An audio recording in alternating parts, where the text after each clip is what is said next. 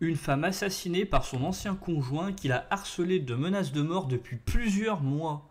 Une femme de 58 ans a été tragiquement tuée dans le Gers par son ancien conjoint. L'incident s'est produit lorsque l'homme a percuté la victime à 2 reprises avec son véhicule avant de s'enfuir de la scène. Le meurtre a eu lieu à Préchac sur Adour et des témoins ont rapporté avoir entendu des cris et observé la femme tentant de fuir le véhicule qui la poursuivait. La victime était conseillère municipale dans le village de Galiax et s'était réfugiée chez des amis après sa séparation. Elle avait déposé une main courante en juin pour des menaces de mort reçues de son ex-conjoint entre janvier et juin. Une enquête pour assassinat a été ouverte et le meurtrier présumé, âgé de 73 ans, s'est infligé une blessure par balle après avoir fui vers un village voisin.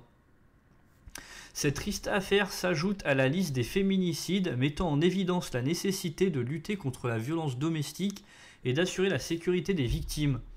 Après sa sortie de l'hôpital, le septuagénaire a été placé en garde à vue pour avoir proféré des menaces de mort réitérées par conjoint. Il avait déjà admis sa culpabilité et avait été convoqué pour comparaître devant la justice le 3 novembre. Les statistiques du ministère de l'Intérieur indiquent que l'année 2021 a vu 122 femmes perdre la vie aux mains de leurs conjoints ou ex-conjoints, soulignant aussi la tragique réalité de la violence conjugale en France. Le 3919 est un numéro de téléphone national connu sous le nom de Violence Femmes Info, destiné à apporter de l'aide aux femmes victimes de diverses formes de violences, telles que les violences conjugales, sexuelles, psychologiques, les mariages forcés, les mutilations sexuelles et le harcèlement. Ce service gratuit est anonyme, offre une oreille attentive, fournit des informations et guide vers les ressources d'accompagnement et de soutien. Il est géré par la Fédération nationale Solidarité Femmes.